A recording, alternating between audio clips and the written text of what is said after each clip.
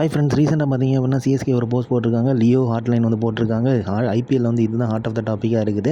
ஏன்னா CSK management வந்து இப்போ வந்து பார்த்தீங்க அப்படின்னா ரீசெண்டாக லாஸ்ட் இயருமே இதே மாதிரி போஸ்ட் போட்டிருந்தாங்க. ஸோ அதே மாதிரி பார்த்தீங்கன்னா இப்போவும் போட்டிருக்காங்க.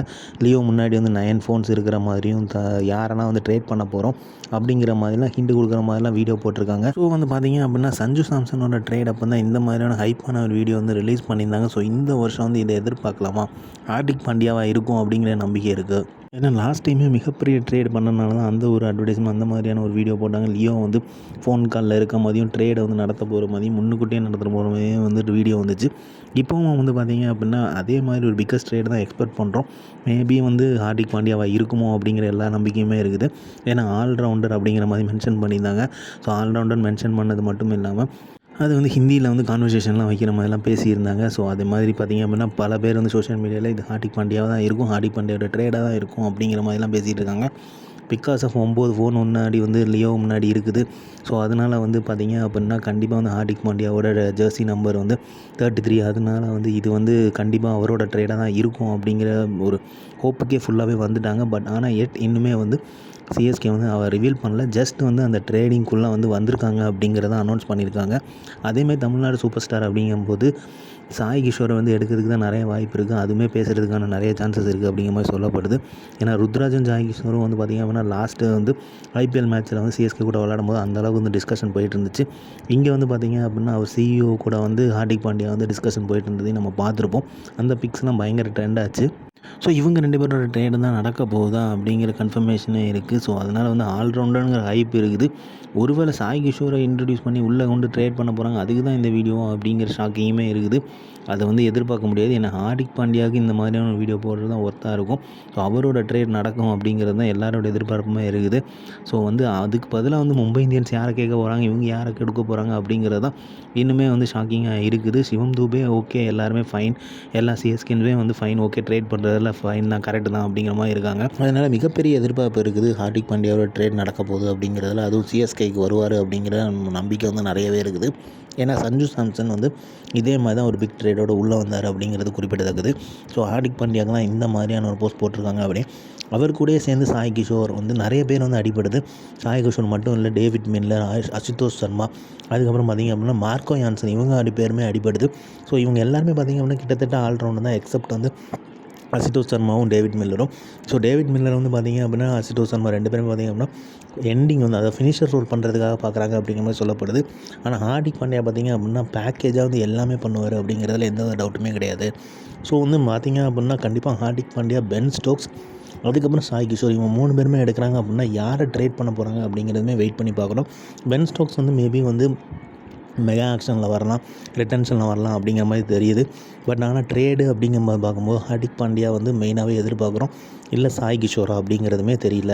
வந்து பார்த்திங்க அப்படின்னா சாய் கிஷோருக்கு பார்த்தீங்கன்னா பிரசாந்த் வீட் ட்ரேட் நடக்கும் அப்படிங்கிற மாதிரி எக்ஸ்பெக்ட் பண்ணுறாங்க. பிகாஸ் 2 பேருமே ஆல்ரவுண்டர் மாதிரி எதிர்பார்க்கப்படுது. அதாவது பவுல் பண்ணுவாங்க, பேட்டும் பண்ணுவாங்கன்னு எக்ஸ்பெக்டேஷன் இருக்குது. இல்லை அகில் குசேனா அப்படிங்கிற மாதிரியும் யோசிக்க வேண்டி இருக்குது. அகில் குசேனை கொடுக்க மாட்டாங்க கண்டிப்பாக. ஆனால் பார்த்திங்க அப்படின்னா டிஎஸ்கேலையும் சரி சிஎஸ்கேலையும் சரி அகில் குசேனை வந்து அவ்வளோ ப்ராப்பராக யூஸ் பண்ணாங்களா அப்படின்னு கேட்டால் இல்லைன்னு தான் சொல்லுவேன். அவரை வந்து ஏன் யூஸ் பண்ணாமல் இருக்காங்க அப்படிங்கிறதுமே தெரில. பட் வந்து ஹார்திக் பாண்டியாவோட ட்ரேடுக்கு வந்து சிவம் தூபே சொல்கிறாங்க. ஆனால் இன்னொருத்தங்க யாரும் பார்க்கும்போது நிறைய பேரோட கருத்து வந்து ஆயுஷ் மாத்திரையாக இருப்பாரோ அப்படிங்கிற மாதிரிலாம் பீதியை போட்டுட்ருக்காங்க. அப்படிலாம் நடக்க வாய்ப்பே இல்லை. ட்ரேடு நோ ட்ரேட் அப்படின்னாலே அது ஆயுஷ் மாத்திரை தான்.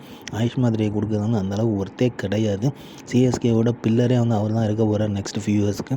அதனால் அவங்க வந்து கொடுக்கக்கூடாது அப்படிங்கிறது தான் சிஎஸ்கேன்னு சொல்ல எதிர்பார்ப்புமே. அவரோட ப்ளே வந்து வேறு மாதிரி இருக்கும். அப்படி ஒரு கேமு அவர் வந்து அந்த 1 டவுன் இறங்கும்போது வேறு லெவலில் திசை திருப்பிட்டு போயிடுவார். சுரேஷ் ரெய்னா மாதிரி அவர் விளையாடுவார். அந்த மாதிரி ஒரு பிளேயர் வந்து சிஎஸ்கே வந்து கண்டிப்பாக ட்ரேட் பண்ண மாட்டாங்கன்னு எக்ஸ்பெக்ட் இருக்குது. ஆனால் மும்பை இந்தியன்ஸ் ரொம்பவே வந்து எதிர்பார்த்துட்டு இருக்காங்க ஆயுஷ் மாத்திரையை எடுக்கிறதுக்கு தான். ஏன்னா ரோஹித் சர்மாவுக்கு அப்புறம் ஒரு ரோலாக வந்து கொண்டு வரதுக்கு வந்து ஆயுஷ் மாத்திரையை தான் எதிர்பார்த்துட்டு இருக்காங்க.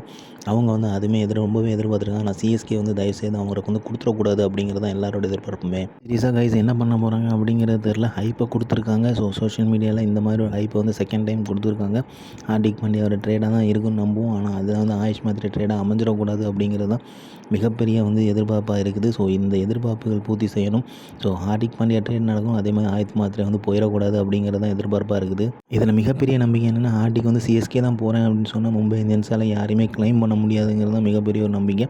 அதை ஹார்திக் பண்ணார் அப்படின்னா ரொம்பவே எதிர்பார்க்கக்கூடிய ஒரு விஷயமா இருக்கும். ஏன்னா சிஎஸ்கே மேனேஜ்மெண்ட் வந்து அந்தளவுக்கு சூப்பராக இருக்கும். ஸோ அவங்க பிளேயர்ஸ் வந்து அவங்களுக்கு என்ன தோணுதோ அந்த மாதிரி விளாட்லாம் அப்படிங்கிற மாதிரி சிச்சுவேஷன்ஷிப் தான் வச்சுருப்பாங்க.